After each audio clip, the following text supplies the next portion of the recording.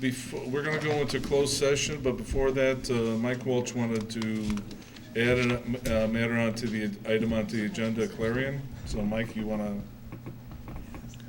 talk about it? I was just wondering what anyone else was thinking about the Clarion article. I just know that, during the election process, we got an email from the teacher asking us if we would like to put bios or answer 4 or 5 questions on the website for the students. And those phone calls came in on like a Thursday or a Friday from the teacher. And then the email was sent out with the 5 or 6 questions. And I thought that was, fairly reasonable. I submitted mine. They would like them by the next Friday, but, with your full-time job and your family life and your volunteer stuff, I didn't get them in by the next Friday, but I got them in. Although someone was out there noting that I didn't get my homework in on time.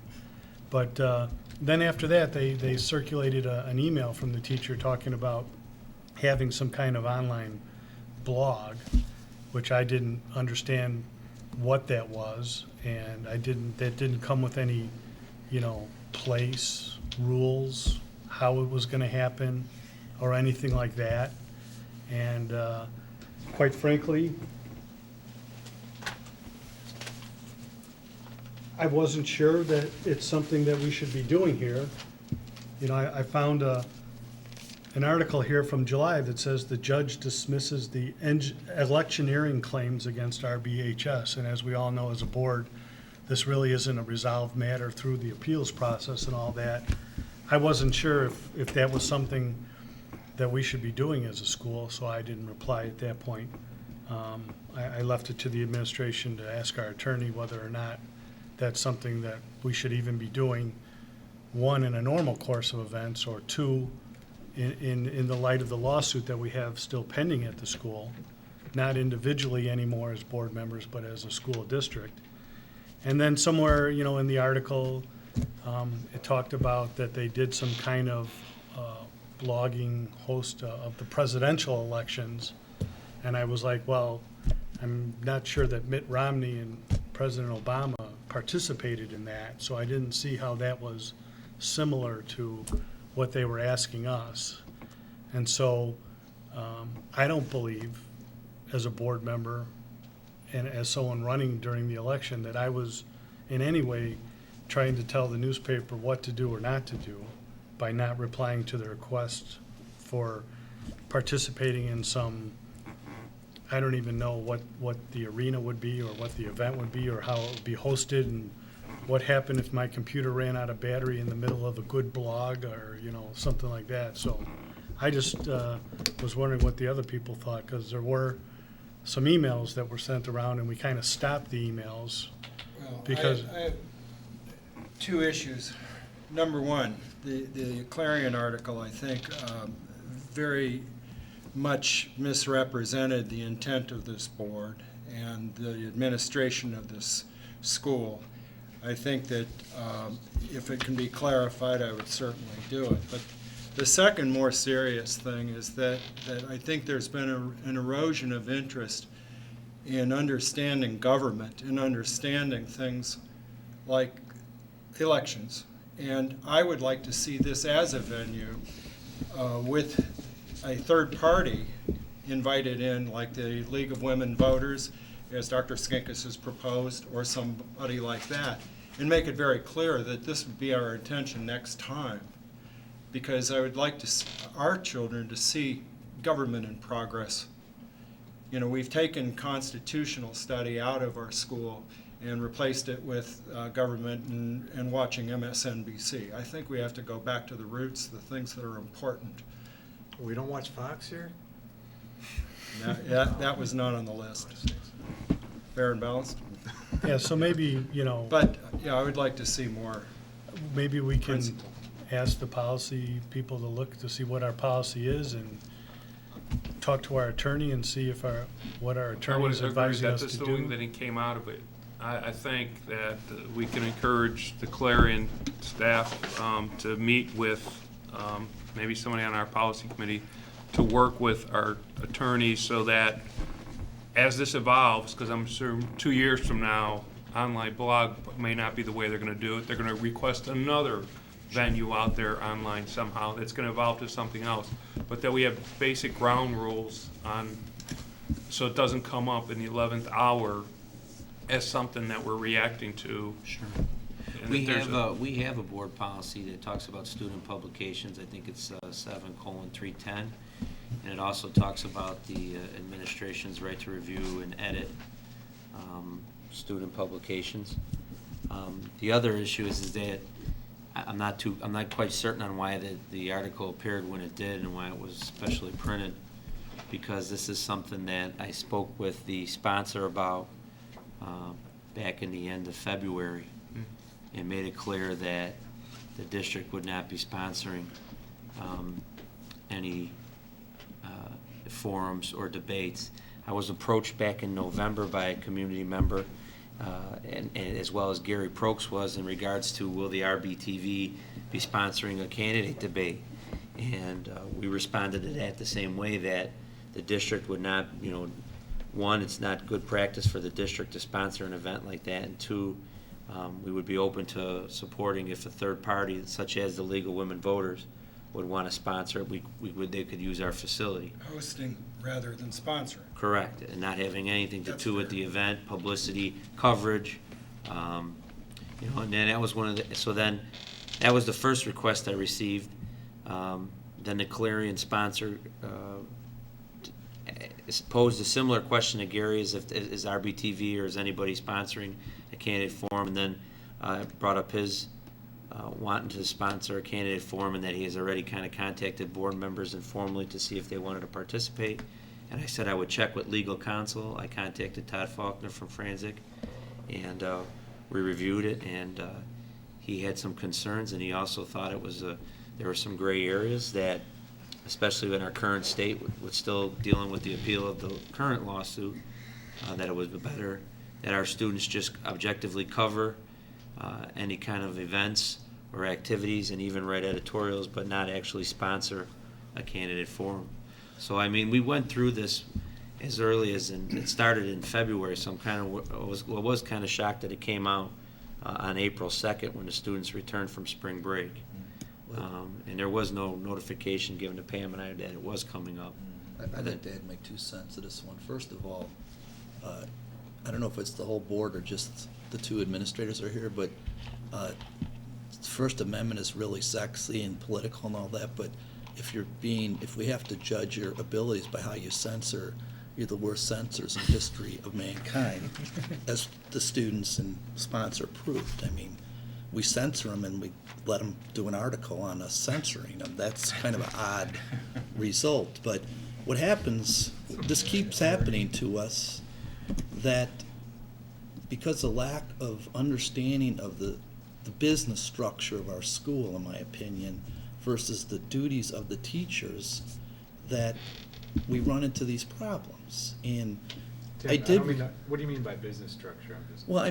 We have a policy that says here's the structure of running the school. We have a superintendent, we have a principal, we have a CEO, we have about 3 or 4, I think maybe 5 or however many assistant principals we have, and there's a hierarchy. But every time we are faced with something that's kind of controversial, nobody chose to go through the hierarchy to get some advice or say what was happening so that we could try to resolve the problem up front. And somehow, as a board, I think that's got to be impressed upon our staff. And there are other examples in the last couple months, putting up a fence that our facilities guy didn't know about. When we started on the board, we fired a coach without telling the board, even though the board's the only one who can hire and fire people here. So a lot of the controversy that I feel that's gotten out and we face is partially due to the fact that there's not the respect for the hierarchy that you would have at a business. That's why people say business for a school. And there's things people have here where if I did it, my company, and I'm in the structure, I'd be in hot water. The second thing is, what's our job? How many times are we reminded? We hire a superintendent and we make policy. So I looked at the policy when this came out. Are you talking about the electioneering policy? I didn't or- look at that one, because we don't actually, that's not, in my mind, the issue. But the policy on 7310 says, the author's name will accompany personal opinions and editorial statements. There's nobody's name on this. It should not have been published in this manner. So that, and if the kids want to publish it and you want to let them publish it, I'm not going to lose sleep over it. People want to say we censored, fine. But the policy needs to, our policy has to be followed, and the kids and the or the staff need to know that. And in this instance, it seems to me pretty easy. I think everybody on the staff who's been here for 2 knows we were sued. If the students or the sponsor got out the suit and did a little research, some of the things that Kevin objected to here are the exact same things we were sued for. Letting students use the facilities to electioneer, letting the staff do it, all these kind of things. So he was making a decision with legal advice on what is the right thing to do. And, you know, anybody can sue us. It's $10,000 every time we get sued before we get into the insurance. So you know, that's part of the problem that I think we have, because this was it said in an article they've been working on it since the beginning of the year. Well, why didn't somebody mention it in the beginning of the year? Because maybe if this letter came out 3 months ago, Kevin could have thought about it, talked to the attorney, and see if there was an alternative. But the last thing that I think is, I hope it's a teaching opportunity for the students, is I hope our journalism class teaches some balanced reporting. And it's fine if the students want to feel or say that we censored them. But on the same hand, if they did a little research to see that we actually have a pending suit for somewhat doing the same thing, or if they checked with Oak Park River Forest, it was a completely different kind of forum where it was only going to be students there, and nobody could accuse the school of supporting the staff electioneering, is the way I understood it. Where here, it's anonymous. Who knows who's asking the question? So I realize technology stays ahead of the law, but I think somehow between, you know, it's a different learning experience for the students on, you know, whether they need to do a little more fact checking instead of being, just trying to be controversial. The second thing is, I think the rules should be followed. I think the name should go on articles that come here. That's our policy. And I think that should be made perfectly clear. And the third thing is, the case they cite clearly came up because the administration reviewed the articles for a very valid reason. And nobody, even their own outside authorities, challenging whether this administration had the right to review it. So Kevin is stuck in the same position he's been stuck in at least a dozen times in the 2 years I've been here, where a controversy comes up because we have a policy, people aren't following it, and then we don't have an administrative procedure, which he's going to have to think about now to see if he needs to put something in place of whether the Clarion needs to be reviewed. Because what if it wasn't this censor? What if it was actually an article that said, you know, we think you should vote for Mike, Matt, and whoever, pick another person, and don't vote for the other 3? What if that's what the article said? I think then we could have somebody suing us for it. So I'd like to propose that we figure out a way, and when I say we, Kevin, since that's who we hire, to get people to understand that the structure is here and respect it, and to follow the policies that the board approves, because that's what our job is, to make sure people follow the policies. I just had a couple of things to add when you're done. Oh, I'm sorry, I talked. No, so, that, you know, no one from the actual paper, no student ever contacted me about this. You know, but clearly the article says that I didn't reply or whatever. Well, no one from the actual newspaper, no student actually asked me anything. Now, going forward, this is a learning for both students and for us, because every 2 years we have an election. So this is going to come up all the time. And at the point in time when the lawsuit is finally over, and some board, whether it's this board, the next board, the board after, is going to put another referendum on the ballot, we need to take the lawsuit as a learning tool and make sure that we know going forward what can and can't be done in the building, in the classroom, on the grounds, and that we're, everyone is talked it out so that we don't get into another situation where another potential lawsuit costing us the first $10,000, as Tim said. So that's kind of why I brought up this article, for those reasons. Well, correct me if I'm wrong, didn't we postpone really looking at that electioneering until this lawsuit was settled? Because I remember I brought this up. Is Right. that right? Yeah, So we we can't kinda- really touch it until it's over. I think that's kind of what we internally decided. Right. Yeah, I really support what Tim said. And if there's some insubordination issue or manipulation of the students here by the staff, that's got to stop, and there's zero tolerance for it. So I think you really need to think about this. If that happened here, I think as a board member, and I'm still going to be a board member, that it's got to stop and it won't happen again, or we'll try to minimize it. It's unacceptable behavior if they're not following the policy, and it's up to you to enforce it, and Pam or whatever. I agree, there's too much stuff going on here, with the fence and this kind of, we don't need the surprises. And I know, Kevin, that you're still new at the job in the sense that there's a lot of stuff to clean up, but, after this, I think the message has to be, we're not putting up with it.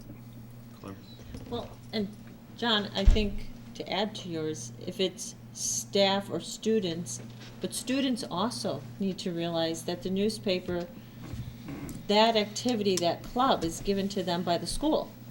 And as Tim said, there are procedures, and maybe we need to review the procedures. If you work for the Tribune, you still have to submit your articles, they still go through editing. You can't just publish whatever you want, and there's always procedures to follow.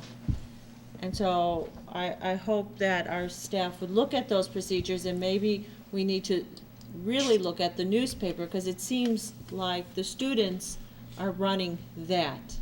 And I don't think it was fair to any of us board members to be caught in the middle of that, because I don't think any of the board members here were represented fairly. Anybody else? Okay, duly noted. All right, we're gonna go into closed session now. We're gonna talk about personnel issues, collective negotiating matters, litigations. We have an opportunity for visitor statements, and seeing none out there, can I have a motion to move to a closed session, please? Resolved that the Board of Education Township High School District 208, Cook County, Illinois, enters closed session for the purpose of considering appointment, employment, or dismissal of employees, collective bargaining issues, and litigation. I have a second by Mike Welch. Mary Ann? Mr. Moon? Yes? Mr. Walsh? Yes. Mr. Welch? Yes. Mr. Goodchin? Yes. Ms. Juska? Yes. Dr. King? Yes. Mr. Cindy? Yes. All right, we're gonna go into the district conference room. It is 8:25 right now. I'd like to have everybody in there by 8:35.